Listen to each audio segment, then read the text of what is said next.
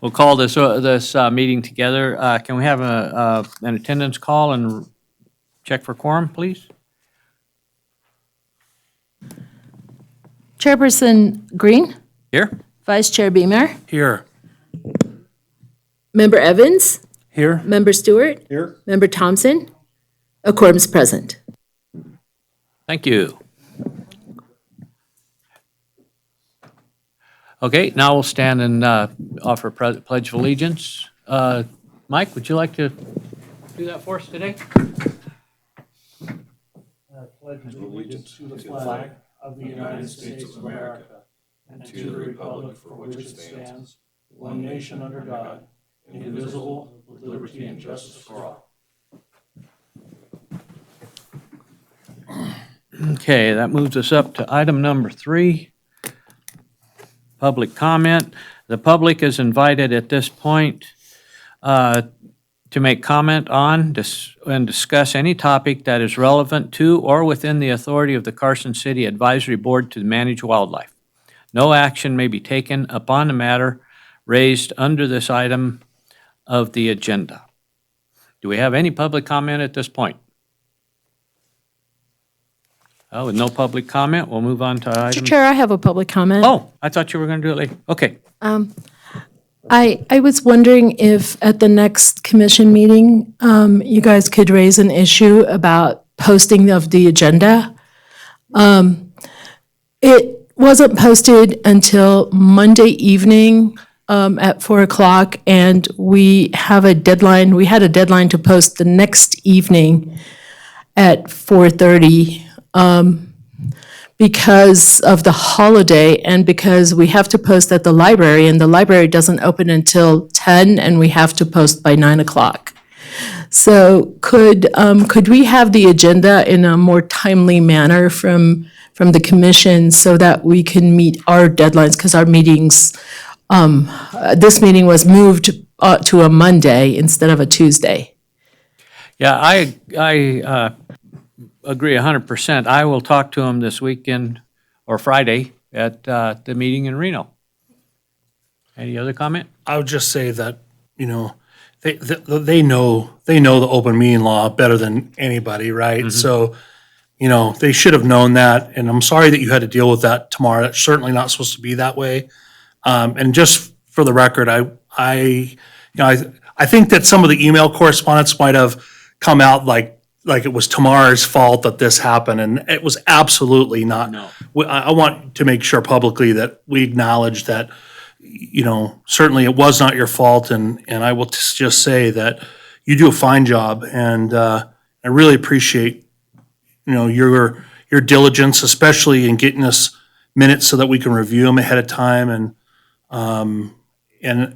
we've had some struggles with that in the past, and you got that right out to us, and you were in constant communication with us on it. And so just thank you for everything you do. Gosh, you are like Mary Poppins, practically perfect in every way. So appreciate that. Thank you, Mr. Vice Chair. And I just had a lot of help from our Deputy District Attorney. It wasn't a meeting. I couldn't even complete the agenda, and he completed it for me and posted it for me, which I really appreciated. Yeah, we do too, and we were all watching that. I want to comment too on your diligence. A couple of months ago, I was up at the Sierras where when you take 2 steps, your phone goes off, and then another 2, it comes back on, and she was able to catch me on telephone over some stuff, and it's greatly appreciated when somebody goes to that much work.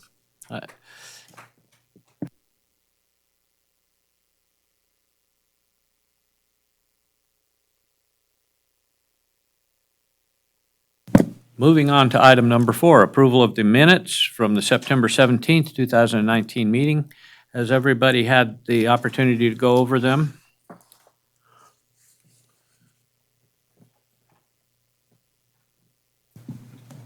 Yes. Do I have a motion to approve the minutes? So moved. Second? I'll second. Okay, all in favor, say aye. Aye. And motion's approved. So it was first by myself, second by Kirk Stewart. Oh.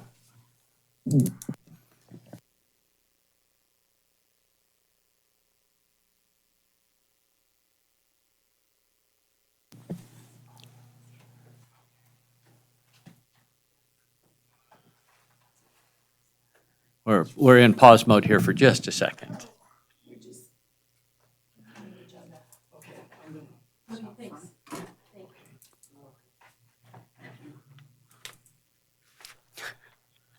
Okay, moving on now to item number 5, the update on the activity report on the Carson City Urban Wildlife Committee. If I may, Mr. Chair? Yes? So just a couple of things. We're certainly going into the rutting season, and we had the opportunity this last month to kind of work with some Cub Scout packs. There's 3 different packs here to talk about our urban deer population, kind of try and educate them on, and their parents, because there's a lot of adults that attended as well. Educate them on that it's against a lot of feed, and certainly don't do silly things like try and pose with pictures and that sort of thing.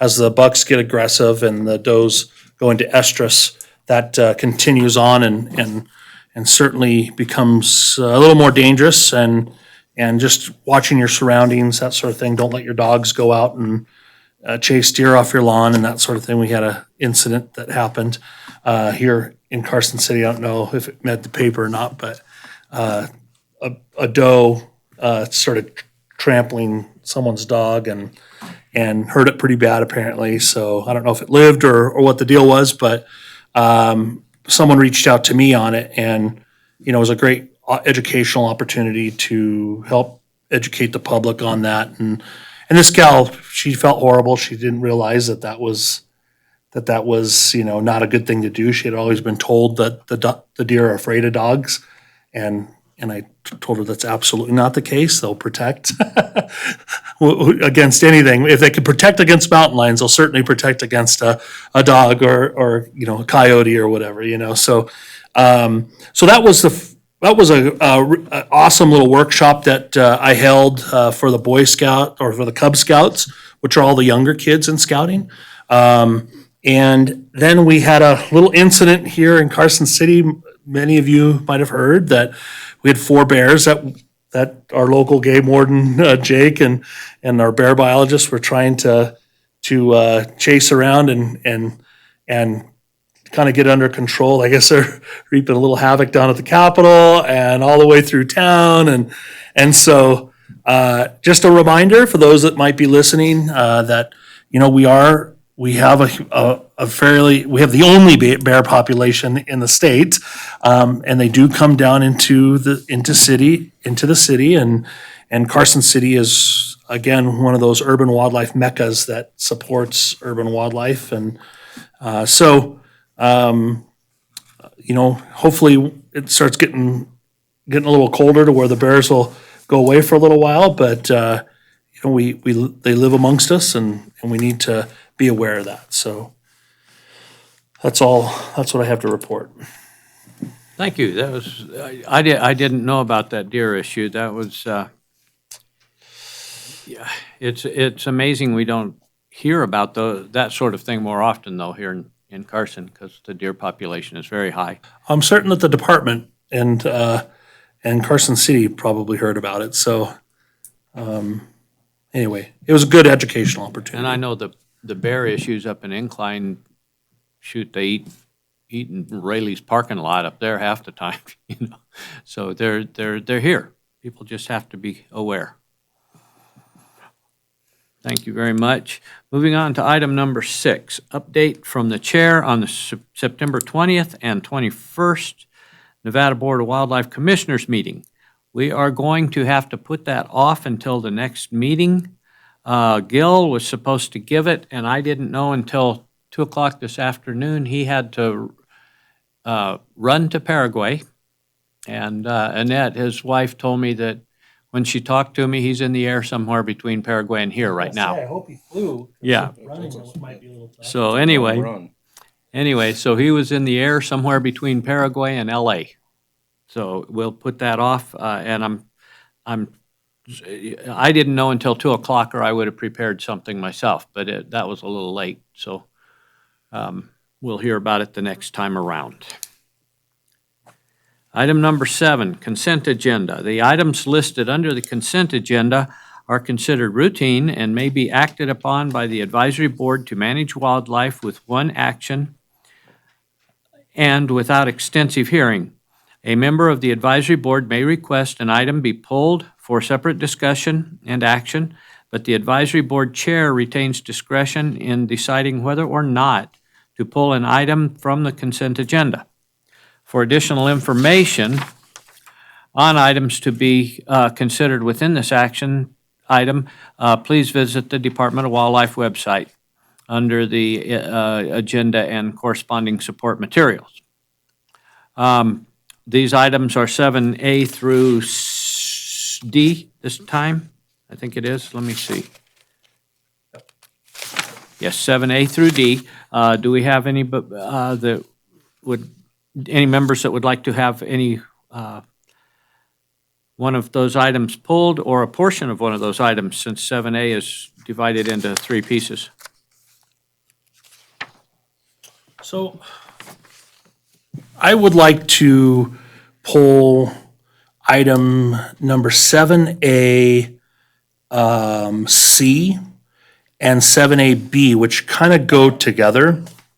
Just for some discussion, I want to make sure I'm understanding this correctly, and certainly we're not allowed to discuss it unless we pull it. So, and then I'd also like to pull 7D as in dog for some discussion as well. Okay. I just want to make sure I'm understanding what the department is trying to achieve and make sure we're all on target with that, and that the public has the opportunity to give any comments on those items as well. Okay. Let's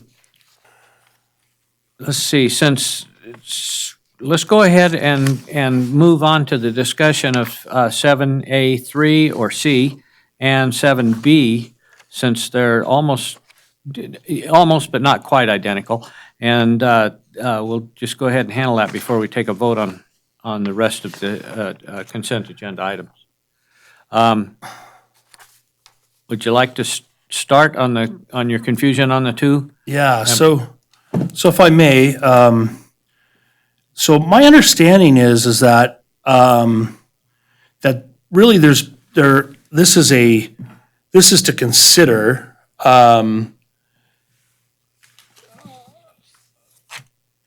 I couldn't figure out whether this was, the 7A is this what they're classifying as their workshop? Do you know by chance? I believe this next meeting is the second of two workshops. Of two workshops. And then 7B is that where we are asking for action? So there's two.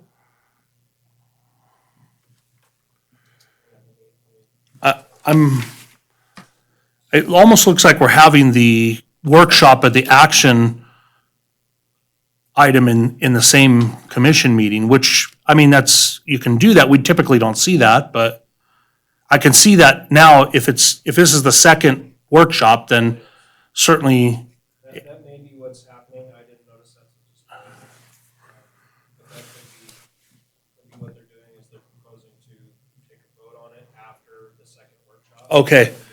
Okay, so I'm glad we got that cleared up. So my understanding is that this is, in remembering back when we had the first workshop, this was with regard to really kind of in whole, making sure that we don't take live bait out of waters and put them in other waters, right?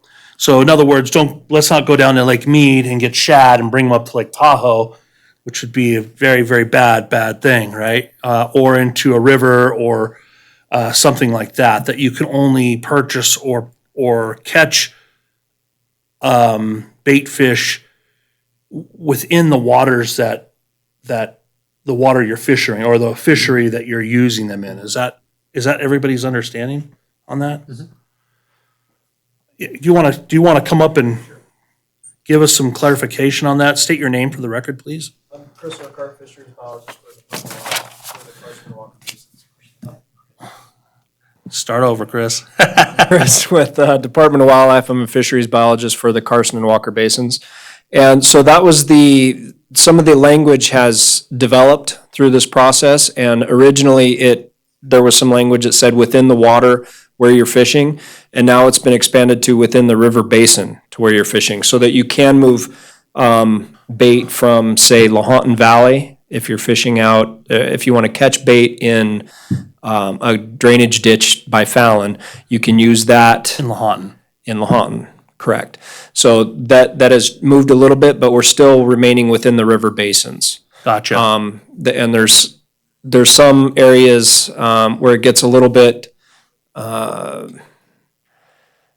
it's not black and white like on the Truckee River and between Carson, because we have the connection through the Truckee Canal with Derby Dam and all that. So that's where we're trying to not remain within the same waterway, where it needs to be within the same basin, because the Truckee and the Carson are different basins, but they do connect at some points with that. But we do have, for instance, we had the snails in the Truckee River that we don't want to come down to the Carson Basin. So we still want to keep that separation for the aquatic invasive species. And so that's why that language has developed to say within the river basin. Okay, but there'll be a caveat when it comes to waters like the Truckee River that will be clarified in regulation, correct? It is, yeah. Okay. So they've modified some of that language with the new proposals that they're going to be working on with the workshop, and I think they've got it pretty good. Okay. They seem to have addressed all the concerns that were raised through the first round of the regulation change, through that first round before that workshop, Gotcha. as far as I can tell. Okay. That was what my concern was, you know, with the Carson River Basin, that's pretty cut and dry, you know what I mean? Mhm. And, I mean, that's really what we are really, need to really kind of worry about, right? I mean, certainly the whole entire state, but within our advisory board boundaries, if you will. So I'm glad you are here to clarify that, because when I read that, it was a little bit confusing as to, well, wait a second, are they scrapping everything that we've done from, you know, all the headway we made with the first workshop, which I know was pretty No. involved. I mean, Yeah. It's been a process, and we knew it was going to be a pretty large process and undertaking when we started it this year. So it's not surprising that we were right. It was a lot of work.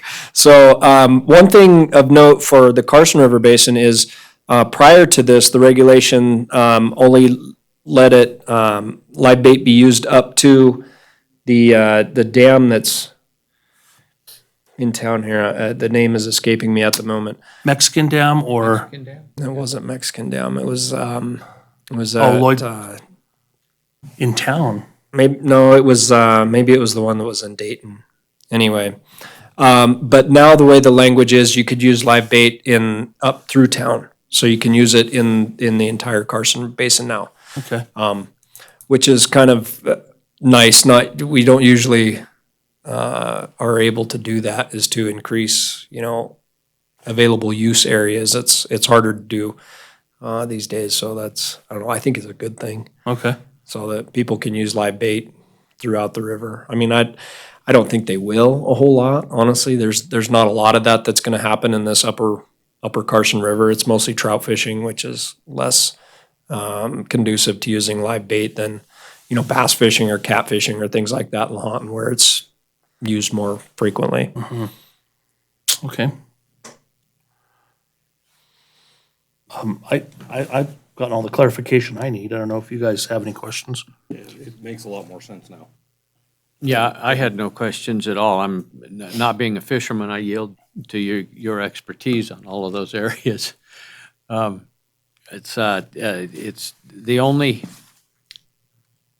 I don't know, I shouldn't even, the only question I'd even had this whole past couple of months was on somebody that, on her, she has a pond, and she was complaining about the fish she's allowed to put in her pond, even though, because it drains into one of the sources, and I explained to her that they either have to be asexual or you buy them from Indow or something, because you can't just dump fish in your pond. And she didn't understand why, and Told her that's just Our the way water. it is. Well, she can call me. We can have a conversation. I'll Yeah. explain to her how the process works.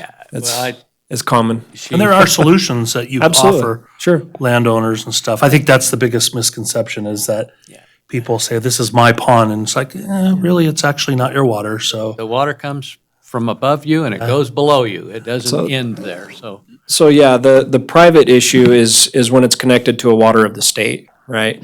So that's where the complexity begins. But She is it's- at both ends, so she. Yeah, so it's, we're gonna have to keep track of what goes in and out of there just to Perfect. protect our fisheries resources in the state. But there's lots of ways we can handle it, and there's usually not many species, especially in the Carson River Basin, that she would want that aren't already in the basin, so it's usually usually fairly easy to navigate those issues and get people what they Yeah. want. I think I just told her there wasn't anything she could do about it, so. Well, one of the reasons why I pulled this is because I did get a call from a guy that I've never met before, but he's a fisherman and lives here in Carson City, and his concern was that, they're going to make it to where he couldn't catch bait fish from Lake Tahoe and bring them back and use them in the Carson River. And Correct. and I told him, I said, there's a process that you can voice your opinion and certainly come to this meeting, go to our commission meeting where they'll be heard, where you can be heard, and the game wardens will be happy to visit with you, and biologists will be happy to visit with you. And Yeah, so you guys are probably very aware of the concern and the importance that we place on aquatic invasive species, being that you guys have Lake Tahoe in your area also. So that you're aware of it, that it is a serious thing that we have to deal with, and it's can cost a lot of money if the wrong things get moved in the wrong places. So this Yeah. is that was kind of the counsel that I gave him, is just go educate yourself, He was kind of looking to me for the answer, and I just said, I'm not prepared to be on record stating that, I want you to hear it right from the biologists and have them interpret the law for you, and come to this meeting or go to the commission meeting, that sort of thing, to educate yourself. So sure. okay, I think I'm good with supporting this. Okay, how about, let's move on to 7D. Let's move on to 7D then, and, which is the shed antler regulations. There was a great deal of discussion 2 meetings ago up in Ely about it, and, very enlightening, and, a lot of comments. So what would you like? Well, I just wanted to open this up for discussion because it looks like everything that we recommended is included in this regulation. If you see, the recommendation they're making is to keep the dates of the shed antler season closure from January 1 to April 30th, require an online course for shed collection and possession, and increase demerits for violations of this regulation to 6 for no shed antler certificate, and 9 demerits for shed antler collection during the closed season.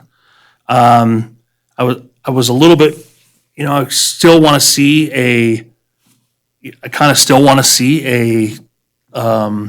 and I think that, whoever's going to be attending this meeting, I still would like to see us make that a enhancement stamp or something to where the state is getting some revenue for these, especially these outside entities that are going and collecting these things for commercial use. I just so struggle with that, and I know I'm not the only person in the community that struggles with that. I've asked multiple sportsmen, and every one of them that I've talked to said, yeah, that's not okay. I mean, we should be really tapping into that if commercial folks are actually, coming in and taking these resources from us. And so I personally would like to see us again voice our disdain.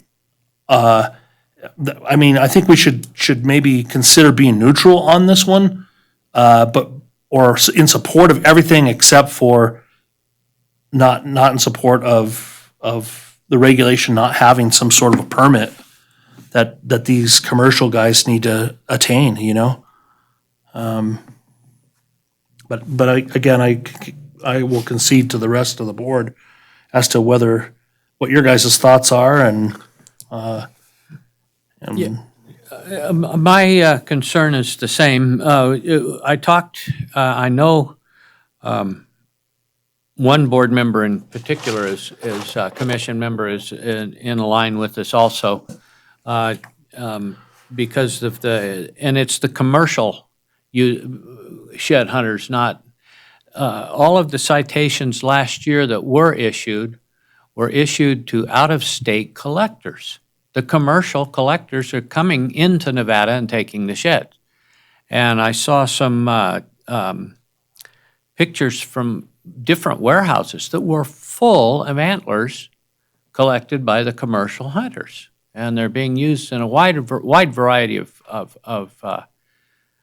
uses, not just ornamental and stuff anymore, but a lot of them are going into some of the Asian medicines and stuff are being ground up. And we have rangers out there taking time. There should be some sort of compensation from the commercial collectors, in my opinion. And I wouldn't mind at all making a comment about this at the meeting. I intend to go. We haven't got that far along, but I'll be there even if you guys are there too. I personally would like to comment on that part at the meeting. So how do the rest of you feel? Because the commercial collection, these guys are going out and they're ruining the habitat in some cases. They line up 6 or 7 wide on their ATVs and go through the fields looking for the sheds, or they use drones to spot them. They're not even hunting them. They're just going out and picking them up when they get the coordinates off the drone. And that's it. They have found a state that's free to hunt in, where the others have rules already. And I think that's an important point to make. I know the commission has discussed that.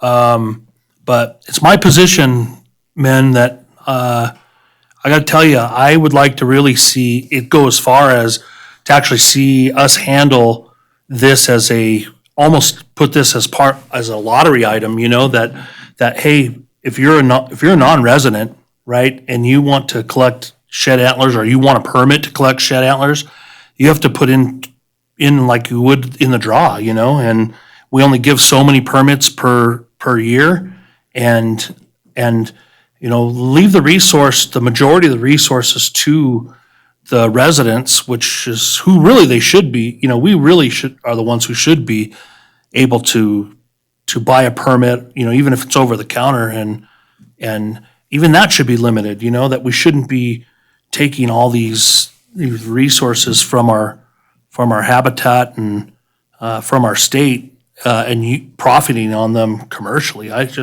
really disagree with that. One of the comments at that meeting by Senator Giacovina, or however, boy, what a name it is to try and come. Yeah. He commented that it ought to be just left up to the 6 counties that are involved. My opinion is It's not. it's the 6, if they want to support the cost among the 6 counties, fine, but as long as the rest of the state's having to pay for it too, then we should have our own opinion and it should be heard. Yeah, out of all people, he should know that. I know.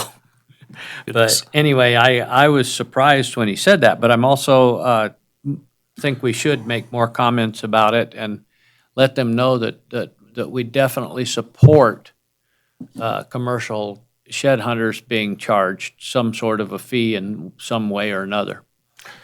Yeah, I will support whatever the body would want to issue as a comment, but I will tell you that I still stand by the fact that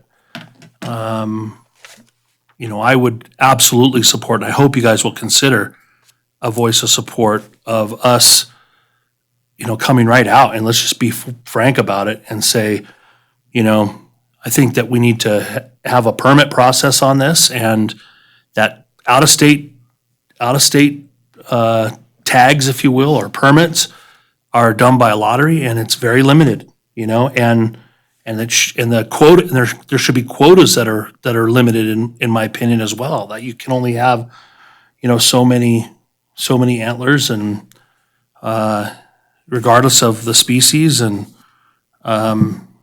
you know, I think it's just, this has taken a huge resource away from the citizens of the state of Nevada, in my opinion, and I don't see how we can't recognize that. Well, one of the comments that was made at that meeting too was, and with photograph, by the way, of what the fine is for a nice set of elk antlers and what they can sell them for far exceeds what the fine is. So they don't care if they're given a fine because the antlers' value exceeds the fine. And the other comment was that the easiest way would be total weight. That eliminates, you know, finding somebody for having 3 pounds of antlers I like it. and using the weight as the limiting amount. I think that's, I don't see a problem. I think they should be fined on the weight of it. I think that's But fabulous. but I also agree with Vice Chair that there should be some type of draw process. Oh, yeah. It's gotten out of hand over the years. And granted, I know that 6 counties, they're probably making some money off these guys coming in. But again, why should we allow these guys to be able to take everything and profit however much money they're making off of them? Well, another thing that commercial people are doing, I don't know what kind of discussions have been going on lately, but I know from talking, I didn't talk to any of the Endow people, but some of the people in Ely told me that they will just park their trailers and let whoever brings them antlers, who aren't commercial hunters. And they'll they buy just- 'em from They them. buy them in a parking lot. Yep. And that needs to be looked at seriously, too. They're taking advantage of the public in that manner. Well, the one thing I just will point out to you guys, I wanted to make sure, you know, I did some research on this, and I know that there are certain states that have some pretty strict regulation with regard to shed hunting, and one in particular is the state of Montana. And I'm sure this probably got brought up during a commission meeting, if I recall, but it talks about that there is a limit to the amount of antlers you can collect. They don't even allow anybody from out of state. If you're not a resident, you cannot take antlers from the state of Montana, right? Utah, same thing. If you are not a resident, you cannot take antlers from the state of Utah, you know?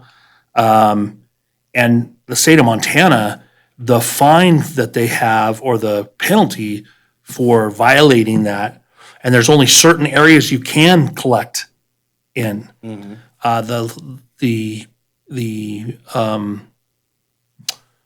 fine or the penalty for that is significant.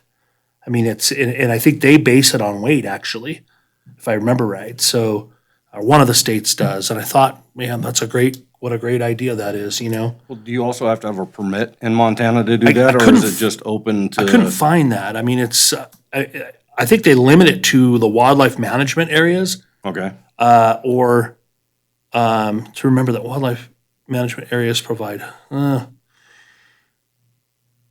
That's where they maybe they're not allowed to do it on the wildlife management areas, but they have an open and close type season where they dictate that, you know, say, hey, once, and I'm all for if somebody if they want to leave it open ended like this, once they get their harvest, they have to go and report, and they collect a certain amount of poundage, and once it hits that limit, done, man. We shut it all down, right?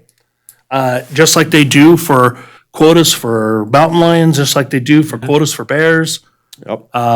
You know, it's a resource, in my opinion, and I got to tell you, I've had a lot of sportsmen in our community reach out to me and ask, you know, what the heck's going on with this, and why are we allowing this stuff? I heard this, you know. There's been a lot of like misnomers and whatnot out there too, so it it's been good to kind of clear some of that stuff up, but I got to tell you, I think that we're doing this state a disservice by not sharpening the pencil on this one and being way more strict than what's being proposed here. Yeah, and one thing that's consistent, not only with the shed, but almost on that eastern side of the state, almost all issues of this sort are people out of Utah. It's almost universal. They live in Utah and come to Nevada because they can get away with stuff easier. We have a limited number of rangers here compared to most places, and that's one of the big issues too. One ranger can only be so many places at once. So I will talk to them about permit process, limit the tags by a draw process, and limit the amount by weight, total weight. Total weight per.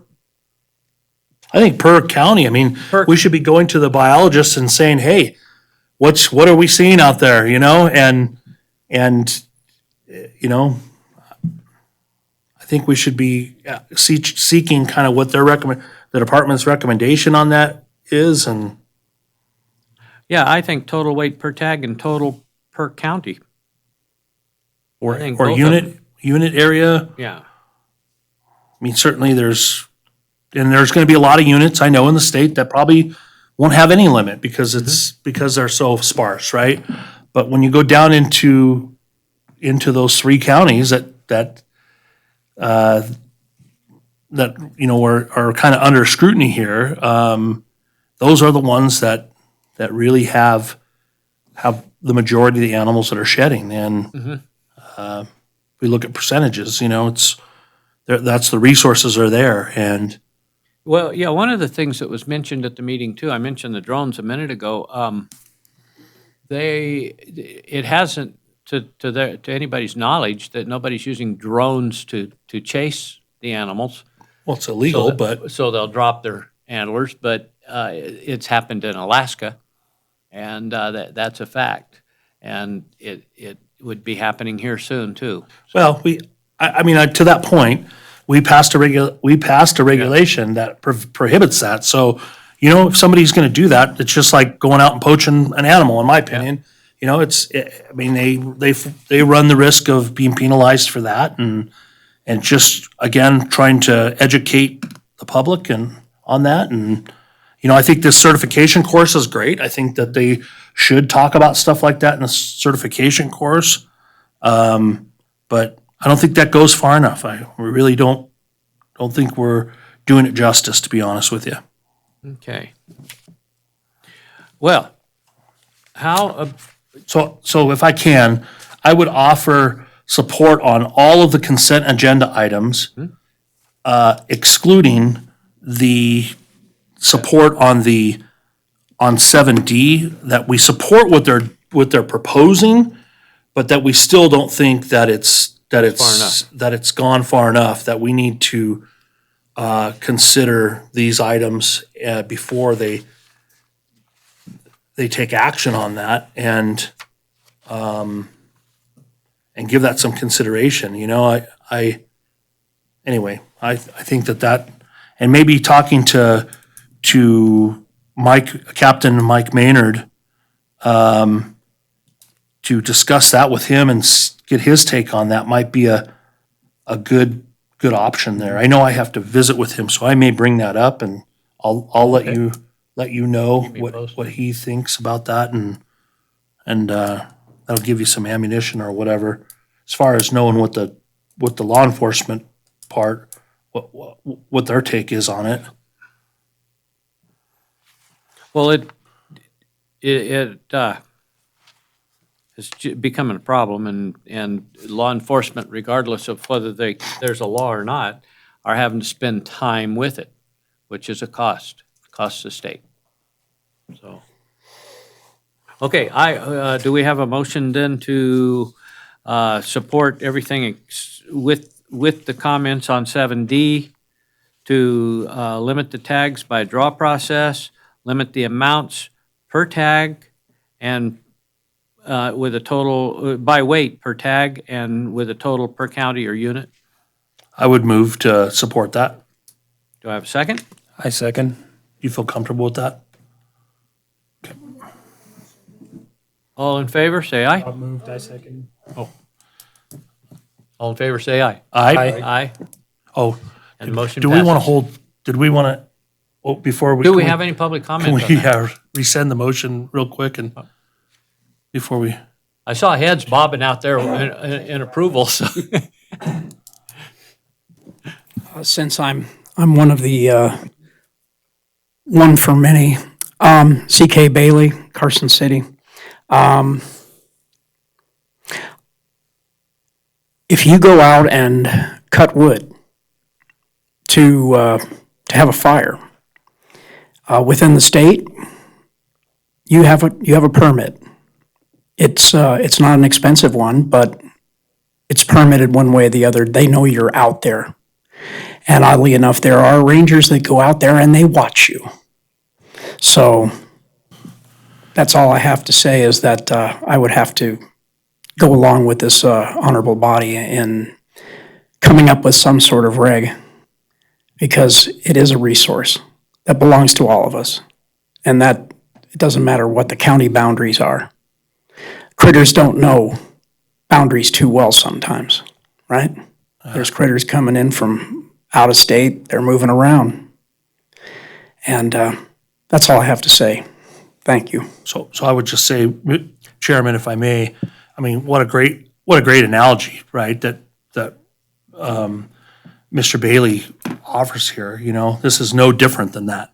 Absolutely no different than that. And and what his testimony does not change my motion. And Yeah. so, Yeah, I appreciate it too. So I would like to establish the motion. And do we need to take another vote on it then? I don't think so. Okay. Because nothing's changed, right? Nothing has changed, so we will move on to item number 8. As soon as I get my glasses on. For possible action, non-regulatory agenda items. Items on the attached November 1st through 2nd, 2019 Nevada Board of Wildlife Commissioners agenda typically require no action of the Carson City Advisory Board to manage wildlife. Occasionally, one or more advisory board members may have a desire to discuss these items, and such discussion may result in an action in the form of advice or recommendation by the advisory board to the Nevada Board of Wildlife Commissioners. There will be no public comment unless action to be taken on the item. On this, does anybody have any comments on items 8A through 8B that they would like pulled? I don't think, I would just say, Mr. Chair, I don't have any desire to pull either one of these, but I would just offer, on 8A, again, we were a little concerned about this, I think, when it was first proposed to the commission. And it'll be interesting to see what, our Habitat Division Administrator, Alan, comes up with there and what he presents. And I would just ask that whatever it is, that we get a report, conclude that in your report for the following meeting, if we could, so that we kind of know where this is headed and give us the opportunity to discuss it and also get the divisions or the departments, what their take is on this, how are they going to handle this? Because there's a lot of components there that, oh boy, Mr. Director Wassley, I feel for him. Poor guy, he is going to have his work cut out for him there. Yeah, So there were as many opinions as commissioners about it. oh, I bet.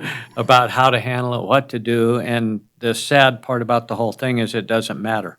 It's government land, they're gonna do what they wanna do. It's whatever we can talk them into allowing to happen before they do it. like moving maybe some of the sheep or, although sadly, a huge portion of the sheep in that area now are diseased anyway, and we don't want to move them to anywhere else. So there's some really confusing issues going on there. And the costs and none of it's free. Yeah. So, unless anybody else has any comments, I would move to support these, and just if we can just get a update on 8A, that would be great. Yeah, we'll do that. I've got a note down. We don't have to take an action. This is a non-action issue, so we don't have to take a vote on it, but I will absolutely follow up with a report. Okay. Moving on to item number 9, advisory board member commitments to the November 1st and 2nd, 2019 Wildlife Commission meeting in Reno and the January 24th and 25th meeting in Las Vegas. I definitely will be there Friday and Saturday. I invite any of the rest of you to join me. I just will say that I hope that, the other board members will go to this. This is kind of our opportunity. If you got it available, try and make every effort to go. I gotta apologize. I had every intention of going. In fact, I'm supposed to be presenting an award to the law enforcement folks of the year for the OGT award, who Jake Kremer earned that award here locally in 2017, and Jason, I always forget his last name, Jackson, earned the award for 2018. So unfortunately, I got called to, through my appointed position with the state, I got called to have to travel to Washington, D.C. that evening before that. So I'm actually taking a red eye on Thursday, so I won't not be there, unfortunately.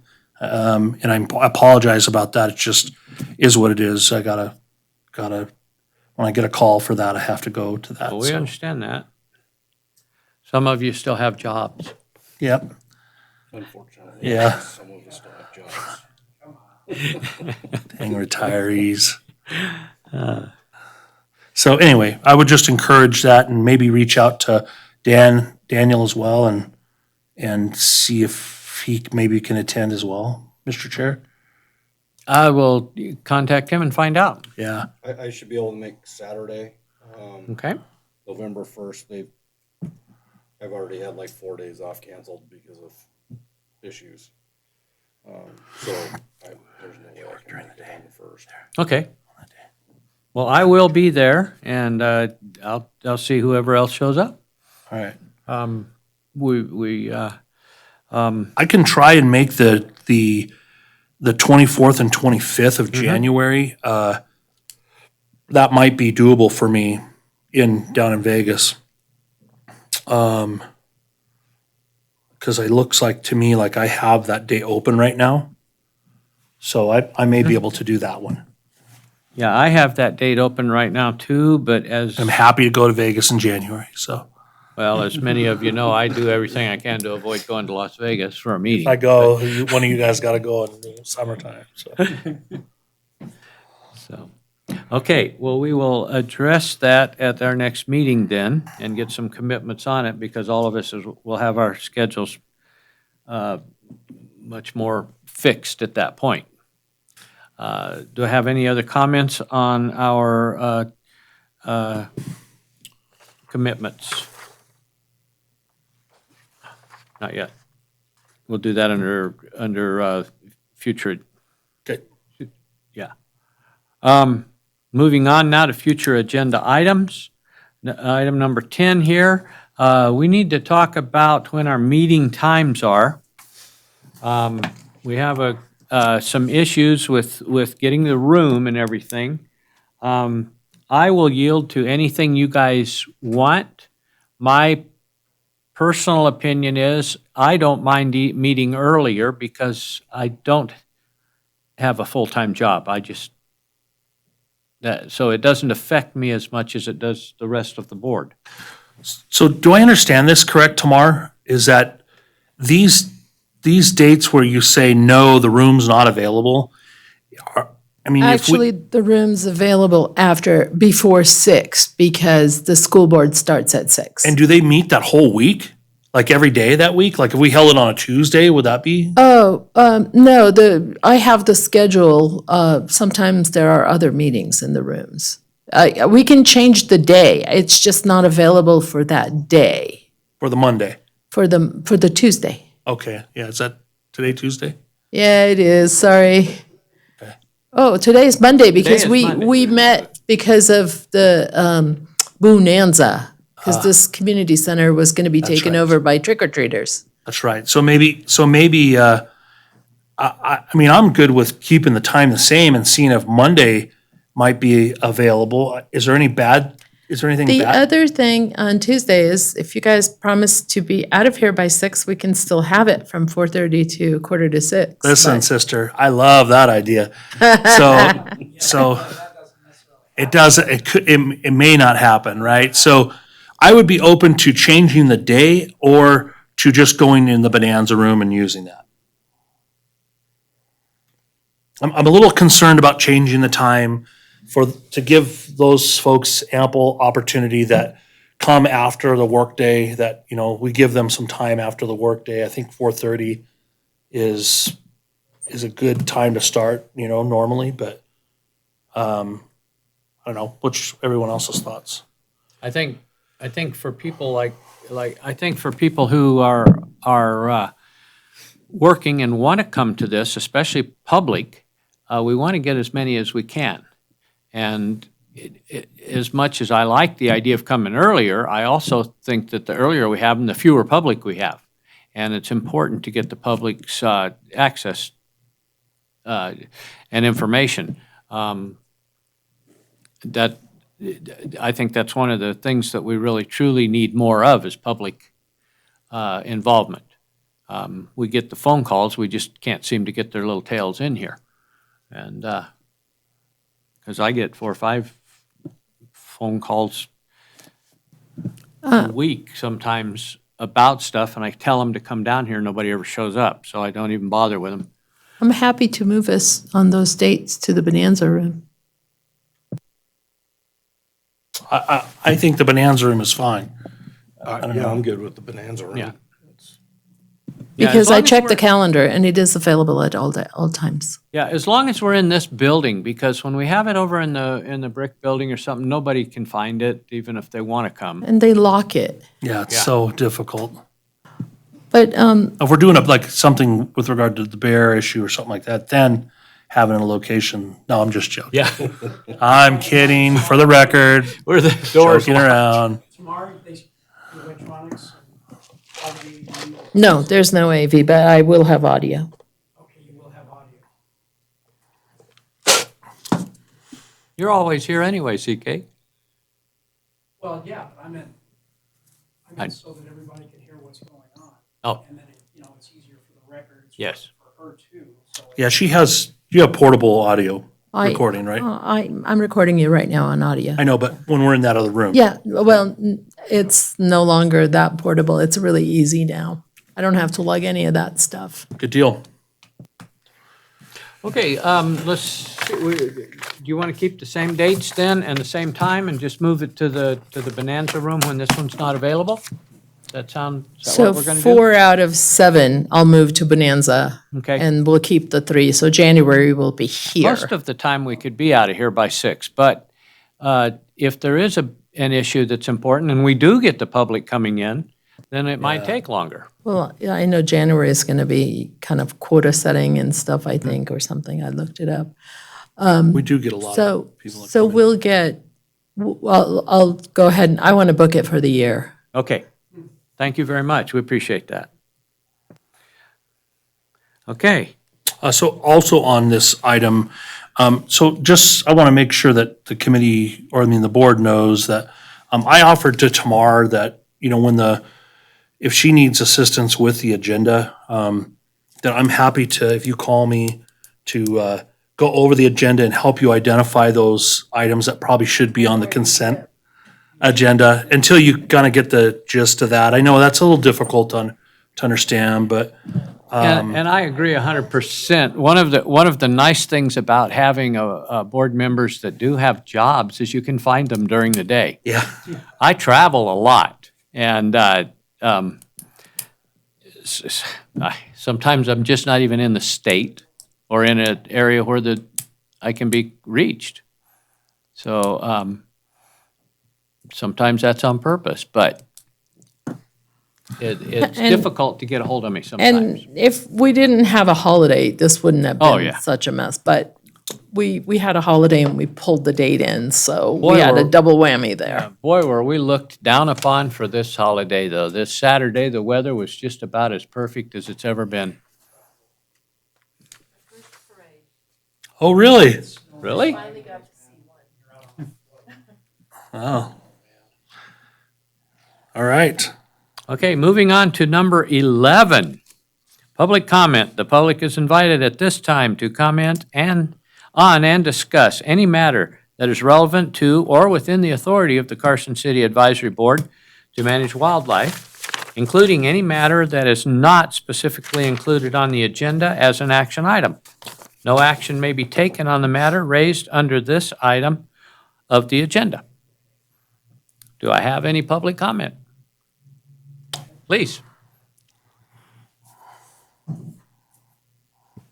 Chris Urquhart, just because I don't make it here very often, I wanted to come up and during this time and ask, do you guys have any questions for me regarding your fisheries in your area or things that have come up that you want to discuss or something maybe to put on a future agenda item or something like that? Because like I said, I don't get to come to see you guys very much. I usually end up sending Kim or Travis or somebody else, and I'm over in Urington or Fallon or, Hawthorne. We have fairly large areas, as you guys know, and like I said, I don't make it to your advisory board's meetings very often, so what do you got? If you need anything from me, I'm here. Oh, I we guess is do, what I'm saying. we do appreciate that. And I just truly am amazed and have been for a long time at how easy it is to work with Endow and how willing everybody over there is to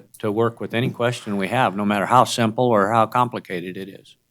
It's a true pleasure.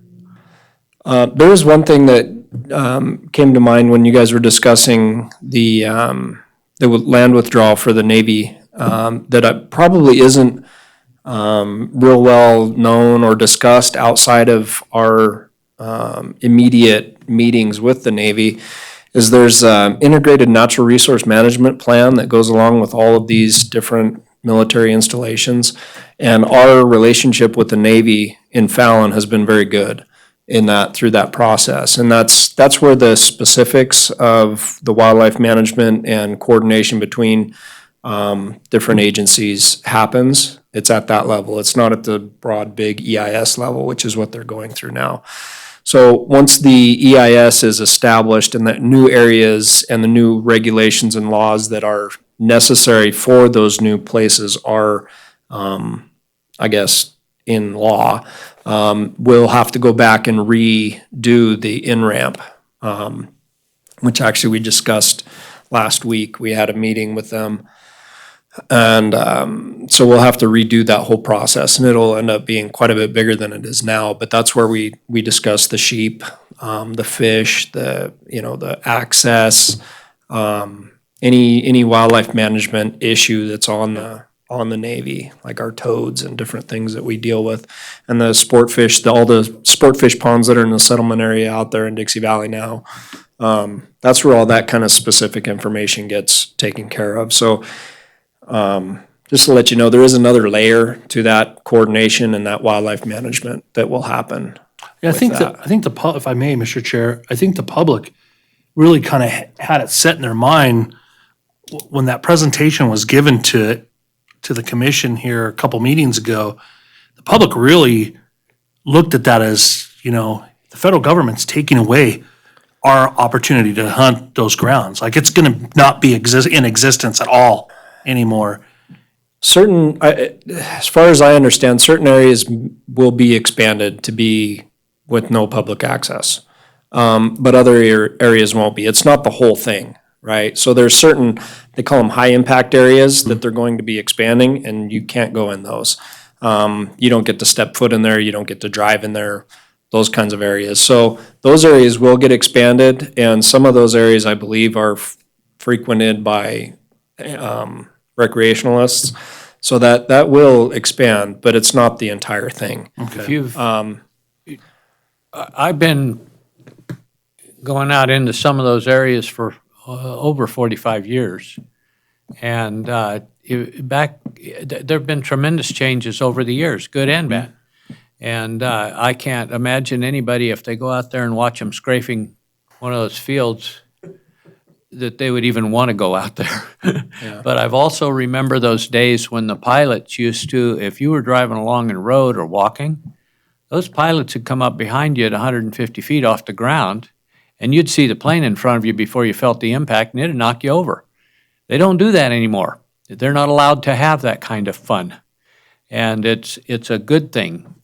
And that came, though, with exactly what you're talking about, a few complaints to the base commander, and all of a sudden, some of that sort of thing stopped. But it took a while because everybody's afraid to go and say something.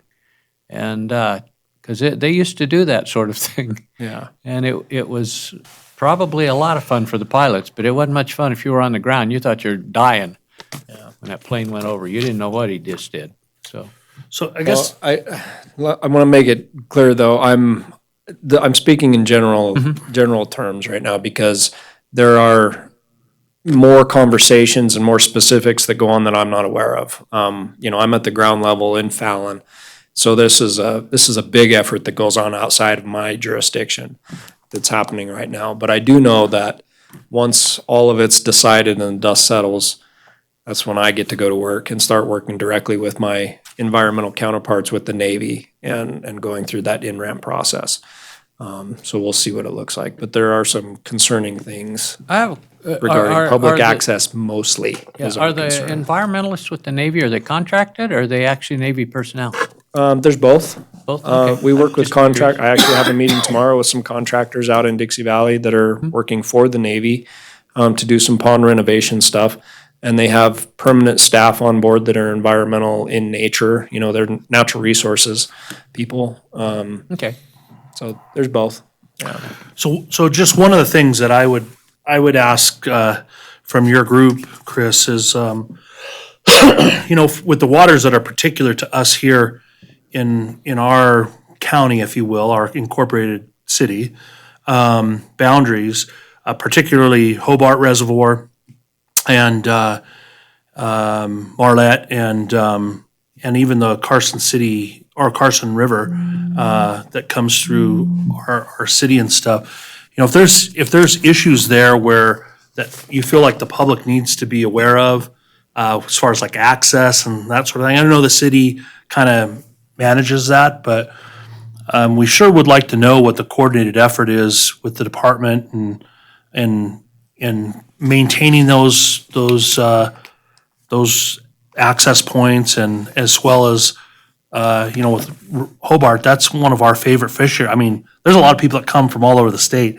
to fish that, man, and it's kind of our little gem, if you will, here. And I know sportsmen here in Carson City really care about that place, and so anything that has to do with that, that where you can enlist sportsmen to assist in any efforts there. I know the annual fish spawn and up at Marlette is something that not a lot of people know about, and I got to be honest with you, I had a whole bunch of people reach out to me and say, hey, when is that going to be? And I had to tell them, yeah, it's already happened, and so that would be something that before that happens, either send it to the chair or let us know so we can make that discuss that here in this meeting and solicit public comment on that and see if there's any way we can be resources there for you.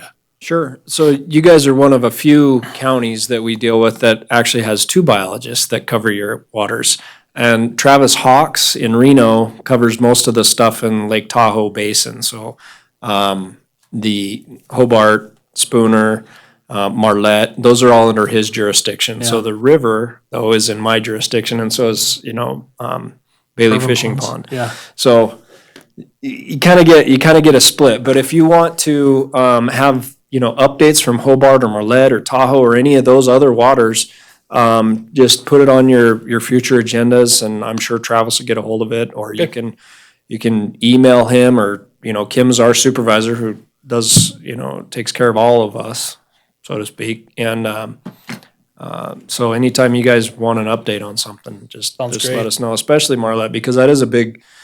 Is becoming more popular with the public. A lot of people are finding out about it with the increased access and the fishing now that you can do up there. Because you guys probably remember there was a time it was closed to fishing, right? Was? There was. There was. So it's more visible now, and especially we have some projects. We actually have some pretty big projects going on in Marlette this winter and next fall. With the spawning channel from the creek that comes down in there where all the action actually happens for us, we're redesigning and re-engineering that, and we have put in for some significant funding to redo that. Like I said, there's a whole bunch of people that are avid fishermen here in Carson City that would love to know about that kind of stuff. Yeah. And we'd love to be able to tell them and then get reports back to show our community, that, hey, this is what's happening, this is what you can do, what you can participate in. Yeah. We'd like to play a part in that, so. So you guys also have some fly clubs and some fishing groups locally that are very active, and we try to get to them at least a couple times a year. We come out to the Carson City Fly Casters clubs, and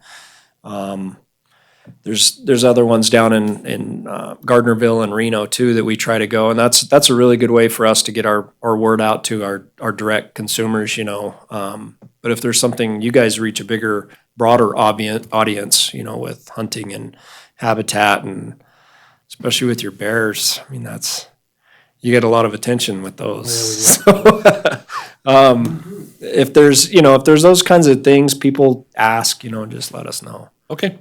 So, I guess that's about all I had. Thank you very I'll much. let CK We talk. appreciate it. We'll move on to item number I've got 12. one more. Oh, CK, I'm sorry. For the record, C.K. Bailey. Thanks, Chris. That's always great. One of my favorite, Jackie and myself, our all-time favorite volunteer things that we do with NDOW and have for a couple of decades is Marlette. And it's kind of an on-again, off-again thing. Sometimes it's managerial, sometimes it's just Mother Nature. It's a tough place, but to get up there and what's really nice to actually be driven up there, up and down, and then to do some stuff there. To squeeze fish is one of my favorite bloody things to do. To spawn fish is, it's a beautiful thing to do. And I hope not too many people find out about it, and so it gives me more opportunity.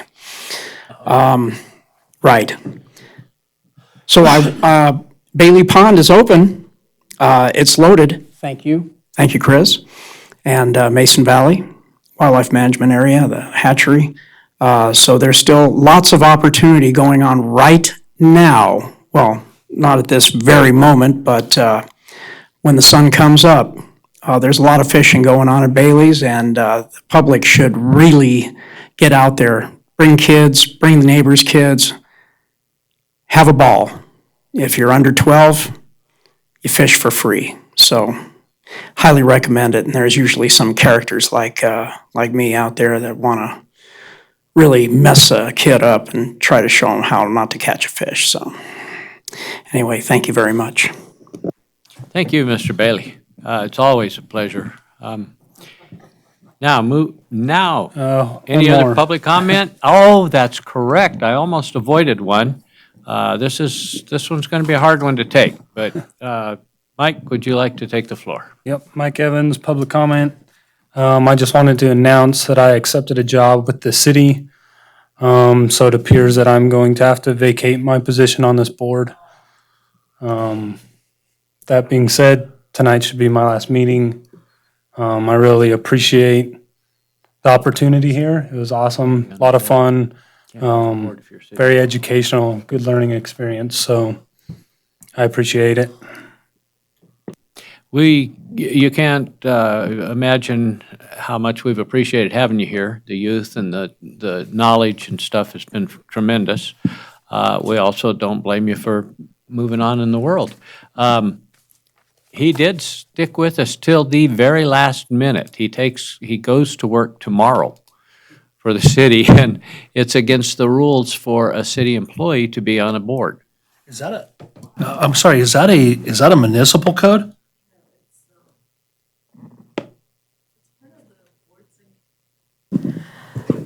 When they revised the boards of commissions requirements, that was one of the things that got revised. I don't know if it's part of municipal code or board requirements, just a city. I don't know exactly, but I do know that you can't serve. Okay. We truly are going to miss you. What's going to be your job? Oh, he's got a good one. I'll be the range coordinator, overseeing the rifle and pistol range. I heard about this. Okay, so it is you. I'll be darned. Well, congratulations. Appreciate it. That's awesome. Yeah, it has its good, but we're going to miss you. We are going to miss you. Hopefully, we'll see just as much of you, though. Absolutely. Hopefully you'll be coming to the meetings and being out there, man. Yeah, because, well, you've been up here long enough to know probably every third meeting at least, somebody asks about the range. Right. And having it from you would be a lot better than us, because we're all coming in here grumpy about the range. Okay, anything else in public comment? With that, I'd like to get a motion for adjournment. So moved? Second? I second. Let's give it to Mike. It's his last comment. Okay, all in favor, say aye. Aye. Aye. Aye. Opposed? None opposed. Meeting is adjourned. Thank you, Tamar. There we go. Congratulations.